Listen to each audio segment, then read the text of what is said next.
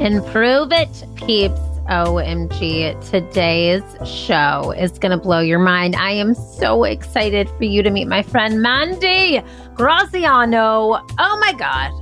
She is going to give you some tangible tips today. I'm talking tangible. So have your pen and paper, a notebook on your phone ready, because it's going to get real. We're talking all about anxiety, women's health, perimenopause, and just overall mental health in today's episode. So let me give you a little background on Mandi. She's been in the hospitality business more than 20 years. She's vice president of global accounts for HPN Global, where she is a site selection specialist. Say that 3 times. And contract negotiator for her global client base. She has earned the awards of Chairman's Club, President's Club, and Top Producer. Now, while on the hotel side, Mandi worked in leadership roles in catering, sales, and operations for Marriott, Starwood, Hard Rock Hotels, and Caesars Entertainment. Now, working for these hotels, she's been awarded Top Producer, Salesperson of the Year, Best Site Inspection of the Year, and Sales Strategist Awards. She is currently an instructor at San Diego State University Hospitality and Tourism Management Program, teaching site selection and contract negotiation class, and is on the board for California Hotel Lodging Association Hospitality Foundation. She is very bored. She doesn't do enough. No, that is a huge sarcasm. She is so talented. And even with all of these things that you just heard me rattle off, you're going to hear in today's episode how she balances them all. Now, her award-winning book, Sales Tells, The Hustle, Humor, and Lessons from My Life in Sales, hit the charts at Amazon's #1 bestseller, #1 new release, and #1 bestseller in travel and tourism in 2021. Selling Power Magazine ranked her book the #1 recommended book for fall of 2021 and #1 meaningful book you should buy for your sales teams. She founded the FaceTime Coaching Company in 2007, where she helps individuals and companies capture more sales in clever and compelling ways and grows entrepreneurs and teams to be better salespeople through her high energy and custom coaching sessions. You are going to feel that energy, that joy radiate in today's episode. I'm going to stop talking so you can hear from the one, the only Mandi Graziano. Hi, new friend. I'm Erin Diehl, business improv edutainer, fail-fluencer, and keynote speaker who is ready to help you improve your it. It being the thing that makes you, you. So think of me as your keeping it real professional development bestie who is here to help you develop yourself into the best version of you possible, so you can develop your team and lead with intentionality, transparency, and authenticity. Oh, and did I mention we're improving your it through play? That's right. I'm an improvisational comedy expert who uses experiential learning to help you have your aha, ha ha moments. Those are the moments when the light bulb goes off and you're laughing at the same time. So grab your chicken hat, your notebook, and your inner child, because I'm going to take you on a journey that is both fun and transformative. Welcome to the Improve It podcast.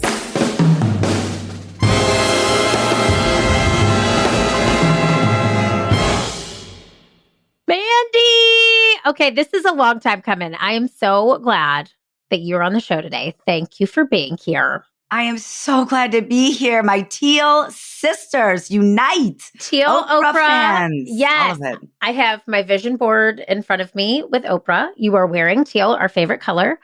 And I met going on your show with Amani, Adventures in Business. Yes.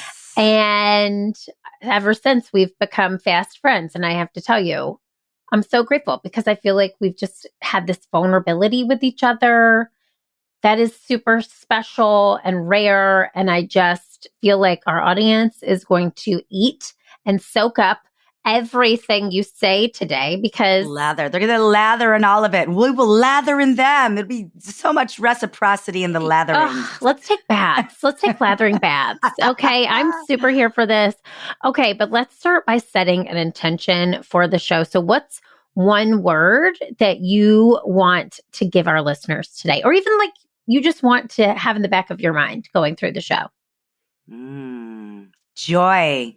Yes. Yeah. What about you? What's your word? Oh, that's a good question. My word. I'm going to say it's in coincides energy. Like I feel, energy is a huge thing. And knowing you, I love your energy. It gives people who give me energy are like my people. So I'm like, energy, I want some of that goodness and I want to give it too. So like I said, I'm super stoked you're here. We bond over so many things from the color teal to our love of Oprah, as well as just our like just go-to of being vulnerable and keeping it 100. And here's how you came on the show today, just giving our listeners a backstory. So I was posting on Instagram about my own journey with anxiety and perimenopause. And then you reached out to me on my DMs and shared your story with me. And it was so helpful. It made me feel so much less alone. I felt so grateful in that moment. So thank you, first of all. But let's start there. I want to hear if you can share your story about your anxiety disorder and the role it plays in your life.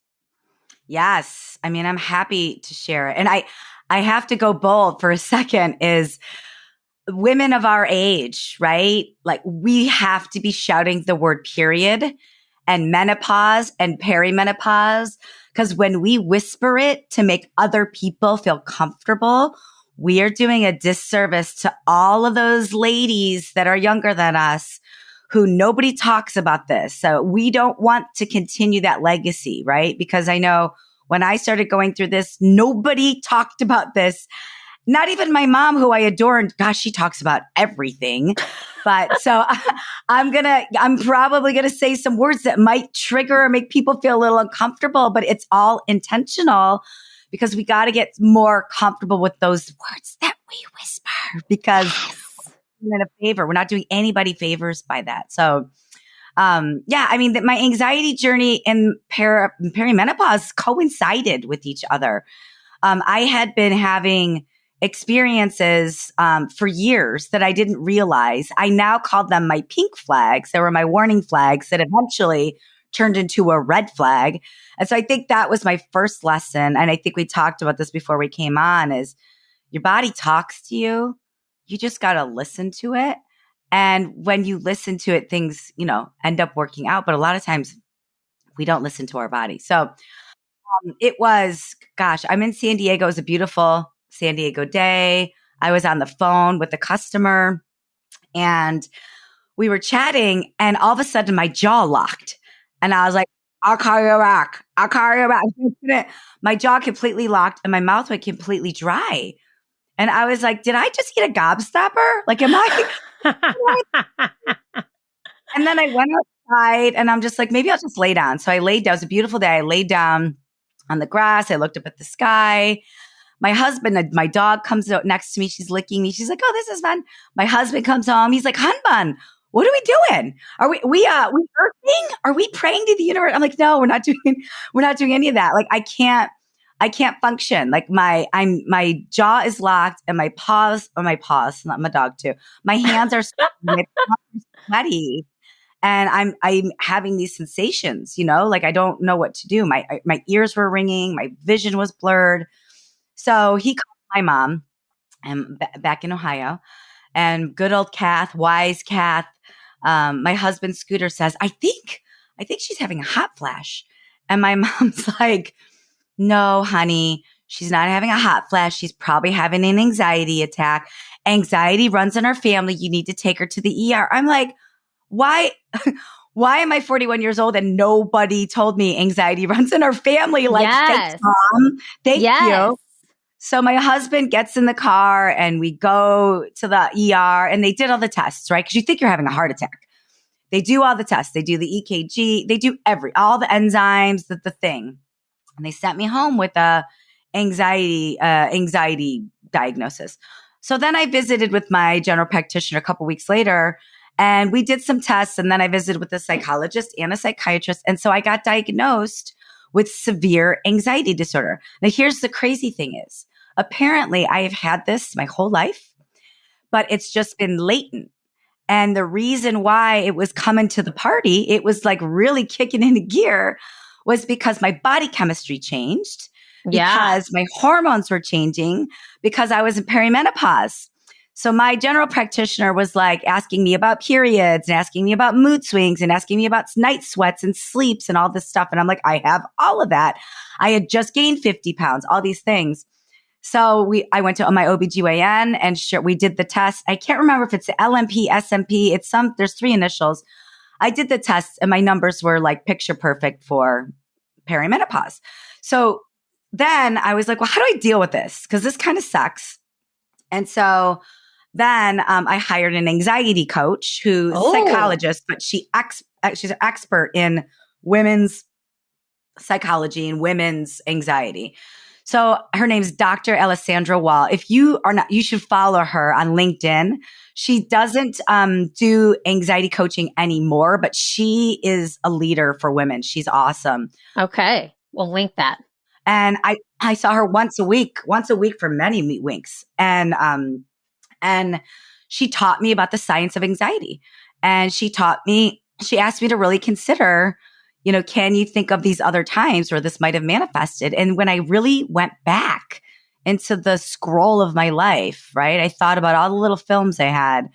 Like I remember, when I was in 4th grade playing up on the softball team, I was playing on the 5th grade team and I was nervous about it. And my mom would be like, you're always so mean when you're nervous.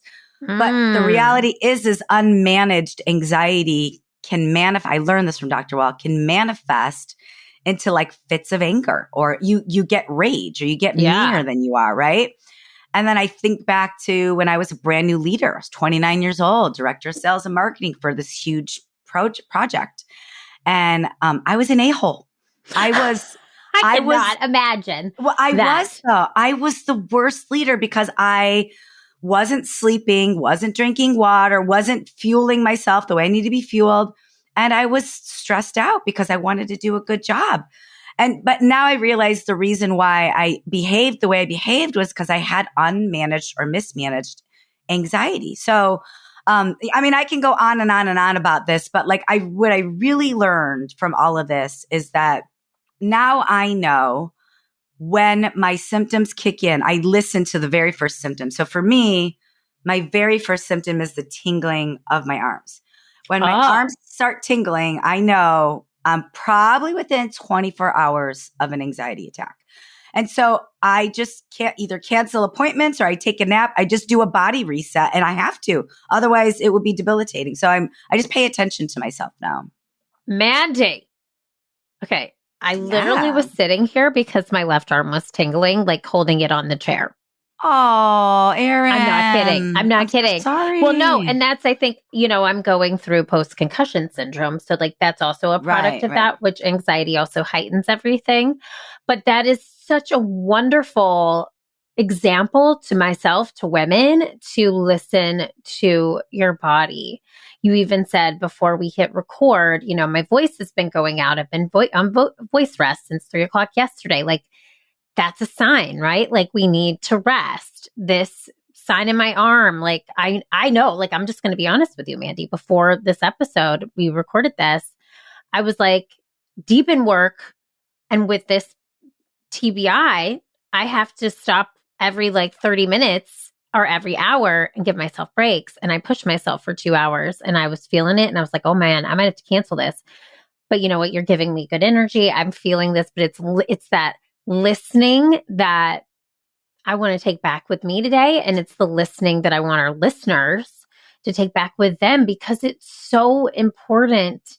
And especially if and it sounds very similar to a lot of people's journeys as our body chemistry changes, which for you were 41 when this happened. You can go back and realize okay, it didn't come out full blown before, but it was always there, and it could have been full blown, but something didn't allow it to go to the full blown place. So now let's go back to the story really quick. I just want to emphasize those few points because they're so important. Listening to our bodies is huge. Getting help is huge. You sought out a team of people. You had resources. What has transpired for you now? So now let me ask that, and then I want to come back to a couple more questions. Where are you now with anxiety? Yeah, it's a great question. So that was 7 years ago. Okay. So I would say I'm really vigilant about taking breaks. And I think whether you're a man or a woman, young, old, if you have an anxiety disorder or not, we have to bake in breaks throughout our day because our brains, they don't function well when they have all the windows open and they're tie-tie, right? Like think about your kids. Think about your kids when they're just too tired. You know, you just go to the basic human form. Like we just don't function. Now we all put on a good masquerade, but we just don't function well. So I actually schedule breaks every 90 minutes. I take a 10-minute break. That 10-minute break cannot be scrolling on a phone. I literally go outside. I have a swing in my backyard. I go outside, I sit on the swing and I stare. I daydream. I practice AON, the art of nothing.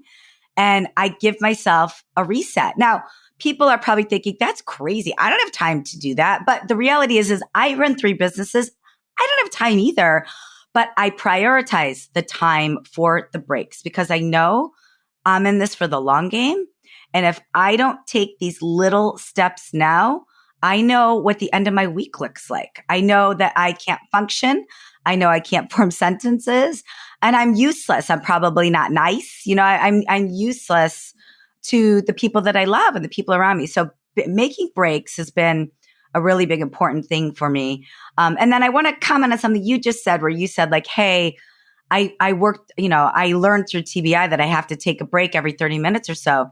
At the height of this, the doctors originally prescribed me some medicine and I did take the medicine for 6 months. I'm not a medicine taker, but I did because the doctor said, you don't have to do this forever, but you need to just level set your body and then you can figure out what to do next. So I want to encourage people that are against, you know, pharmaceuticals or whatever, just be open-minded to that because you don't have to do it forever, but it could level set you and it could change your life. It changed mine. But, at the beginning, like the anxiety disorder was so bad, it was debilitating. Like it got to a point that I couldn't make it through the day without some sort of physical symptom. So taking breaks is okay. And lying down when you don't feel okay is okay. Or if you had to cancel today, that also would have been okay. So I think like on both ends, I am much more empathetic now when someone's like, you know, hey, I have this, and this. I can't do this. I'm like, no worries. Let's just work it out another time.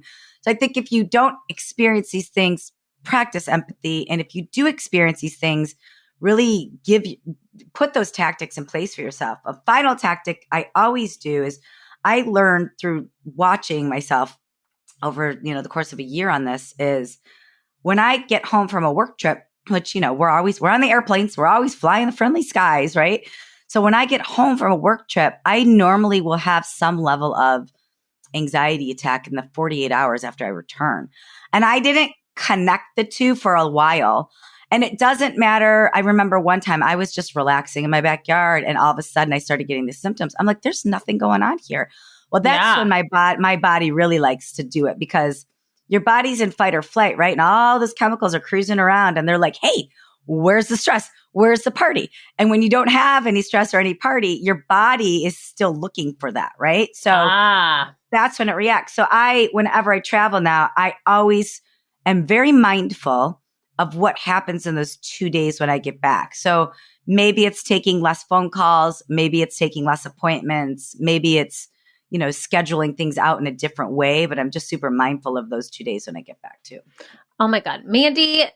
I feel like this conversation was meant to happen today. Okay, today. I'm so happy. Not only for people listening, but I'm just going to selfishly say for me. Okay, this one's for me, peeps. This one's for me. You deserve it. Yeah, because I will tell you. Okay, just going to like boil it down and kind of bring in my own story just to relate and also empathize. I know that this post-concussion syndrome that I have is happening for me. It's not happening to me. And I know that because the way that I was living my life for the first 40 years could not continue for the next 40. And I know that the things that you just mentioned to me, working for 90 minutes and then taking a 10-minute break. Can I just tell you, getting up to pee sometimes used to be an arduous task for me to pull myself away from my computer. Like a human bodily function that is like a normal thing, I would be too engrossed in whatever it was I was doing. Like sometimes I would just like almost pee my pants. Like that is not okay, Erin. I used to do that too. Yeah. And then the piece about travel. I have realized, especially with this head injury, how much travel takes out of my body. It just, even before, I would just keep going and pushing.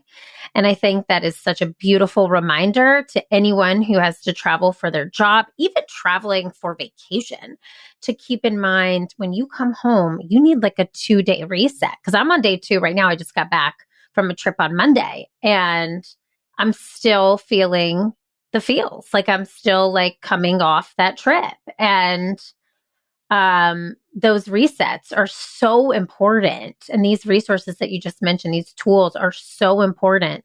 And the awareness that you have with the signal of your hands tingling is so key. What can you also go into what other symptoms or signals that you might have that tell you, okay, I need a break? Yeah. I mean, tingling of my arms, ringing of my ears, and my vision gets a little blurred, but not like where I'm going to fall over, but just gets a little. Those are the top 3 things that if it gets to like vision getting a little wonky, I should have taken a break like an hour and a half ago.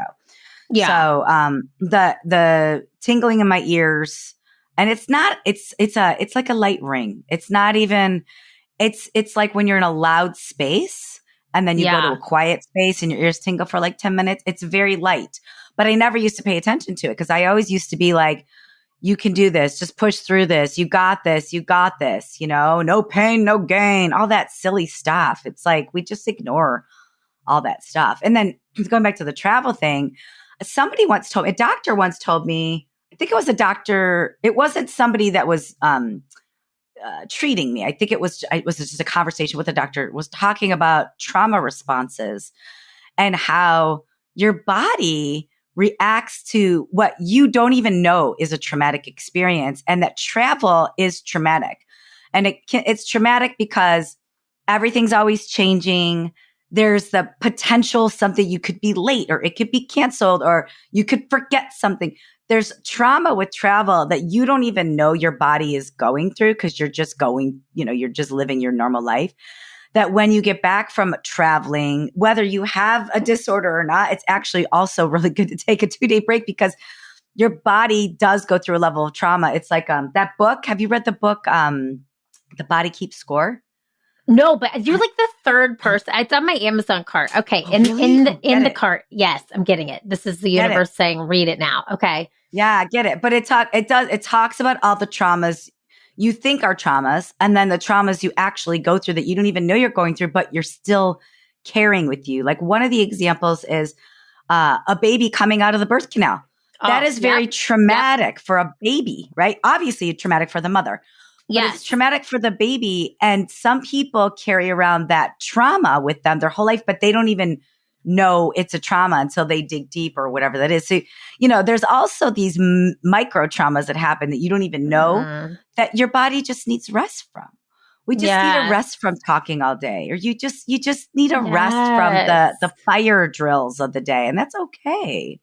Oh, Mandi, God bless it. This is so funny. This is literally, I could like talk about this topic all day long because, I feel very blessed that in the majority of my life, of course, everyone has trauma, but the very first half of my life, I moved. That was traumatic several times, but there wasn't a ton of things that I would deem super traumatic. And so for me, my trauma has all happened in the past 7 years, and I didn't realize it until recently.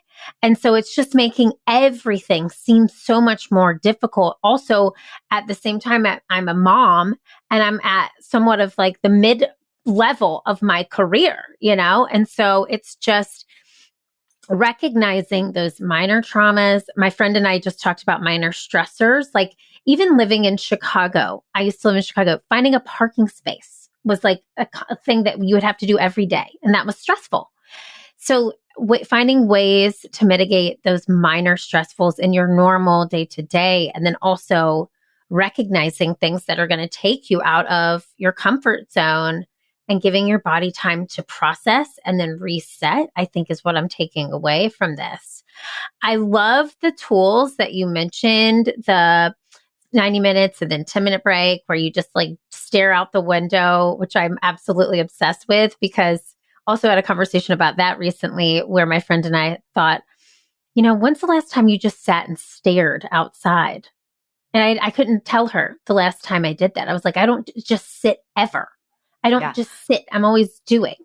And there's studies. There's neurological studies out there that actually show the brain, what it looks like, a brain that doesn't take a break in a day and a brain that actually stops and takes a break, like the rewiring that happens and the regeneration that happens. So, and the creativity that happens. So like there's, I'm not an expert, but don't believe me. I just am a nerd and read all this stuff, but I believe do your own. Yeah. Everybody do your own research. There's science. There's true science behind taking brain breaks.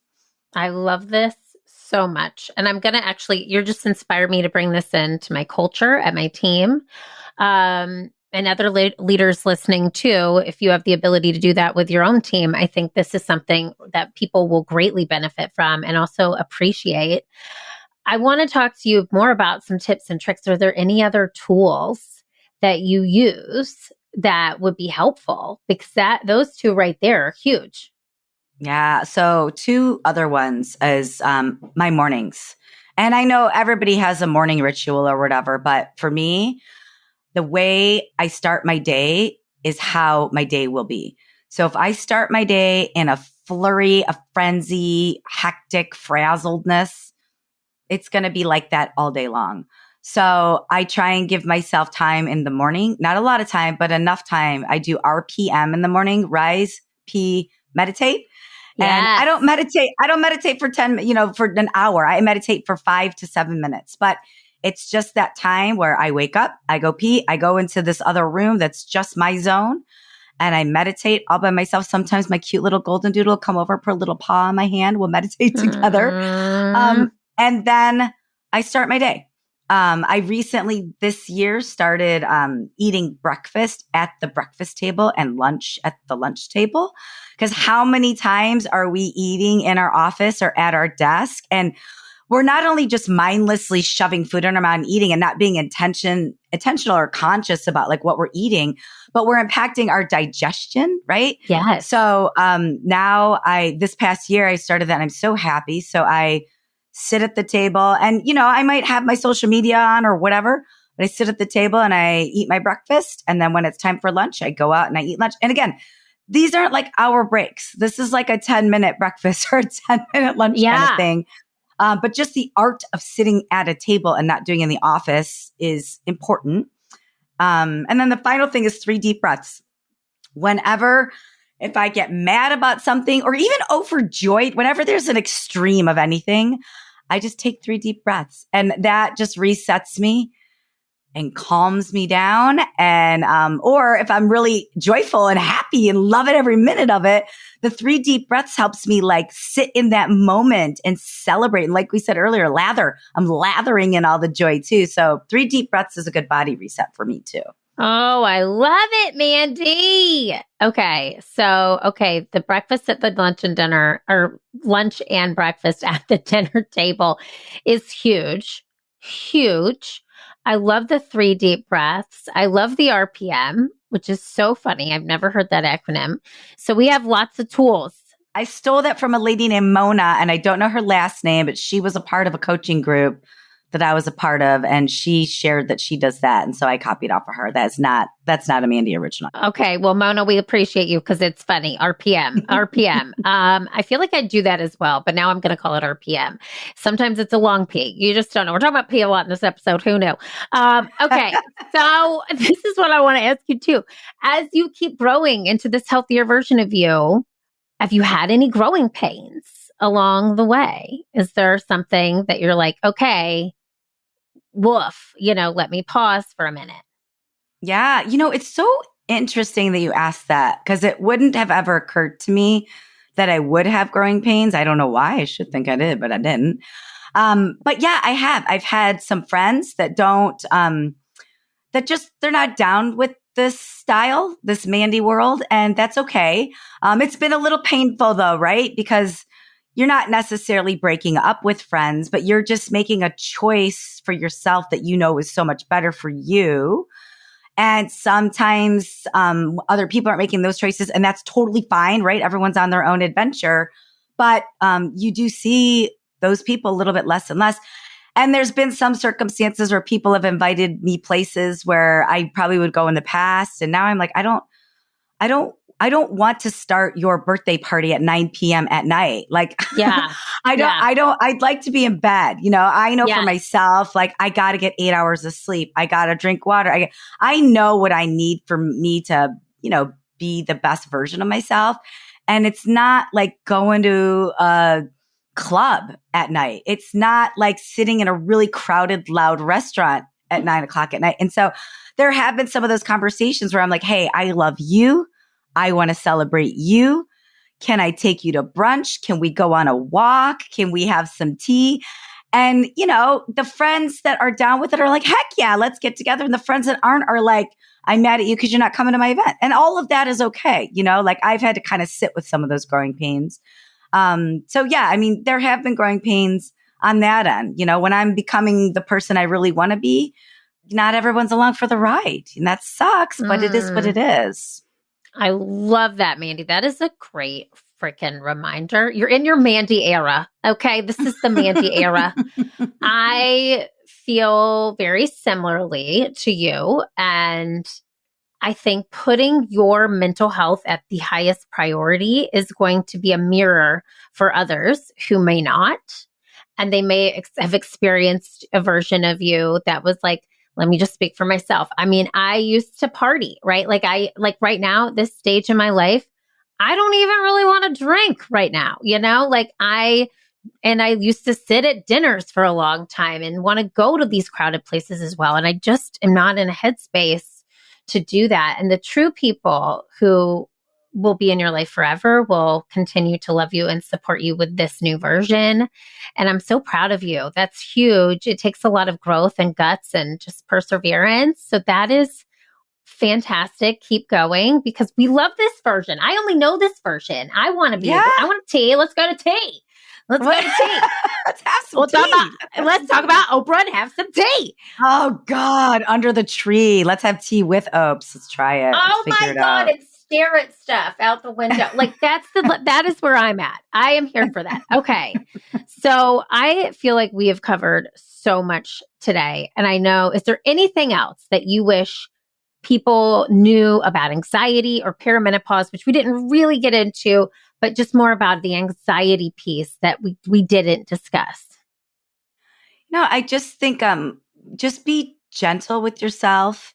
And even if you're not diagnosed with a clinical disorder of anxiety, the symptoms of anxiety are very real, and just listen to your body.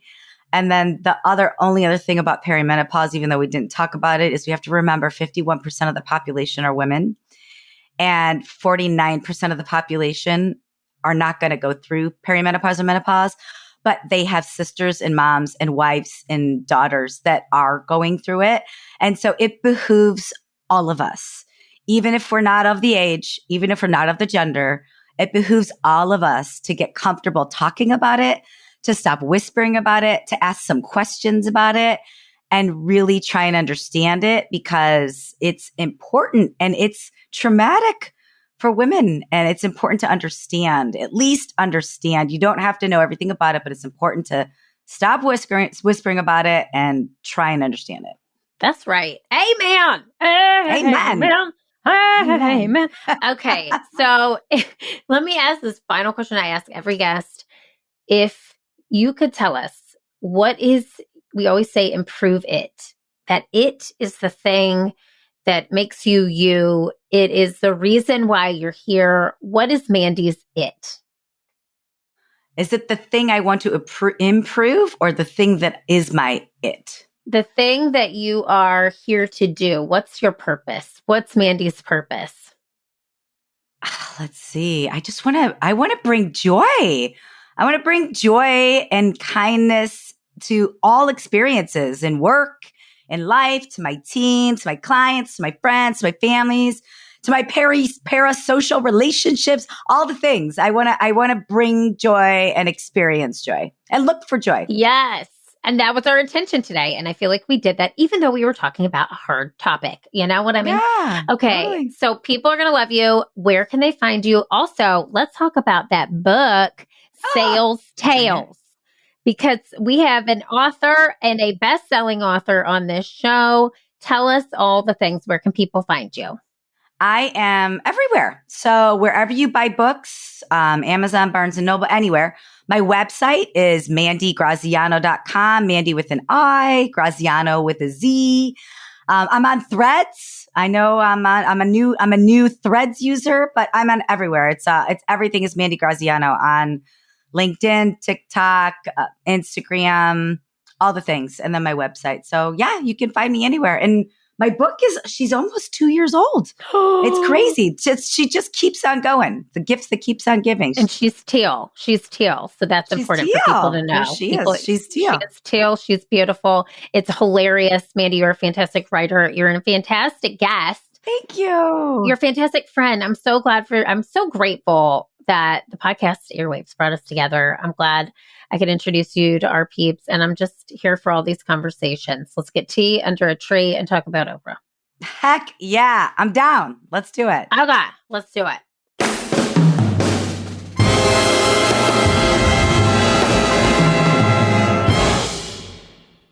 Improve It, peeps. I am so thrilled that Mandi came on this show. I know that you are too. What tangible tips to take away? So, I love to give you some homework. Here it is. I want you to take one of the methods that Mandi gave us in today's show, whether it be taking 90-minute work intervals and 10-minute breaks and going and staring outside, taking 3 deep breaths, whether it be taking 2 days coming back post from a travel trip and giving yourself space and grace to just lay low. Take any of these tips and tricks that you heard in today's episode and please put them into motion and put them into purpose is what I was going to say for your own life. I needed to hear this today. A lot of what she said is so true to where I am at currently in my own life. And I'm going to take my own homework and put it into motion. So I hope you do the same. My other ask is if today moved you, if it inspired you, if you know that today's episode can help a friend, that you share it. You pass it on. All it takes is a copy link and then a paste and a text message to say, I think this could really help you. We are here to serve. We are here to make people feel less alone. And that's what today's episode is all about. So know that I'm here for you. I'm rooting for you. And I know that you can continue on this path if you keep failing and keep improving, because the world needs that very special it that only you can bring. I'll see you next week. Bye. Hey friend, did you enjoy today's show? If so, head on over to iTunes to rate and subscribe so you never miss an episode. Now, did I mention that when you leave a 5-star review of the Improve It podcast, an actual team of humans does a happy dance? That's right. So leave a review for us on iTunes, screenshot it, and send me an email at info@learntoimproveit.com. I'll send you a personalized video back as a thank you. Thanks so much for listening. Improve It, peeps. I'll see you next Wednesday.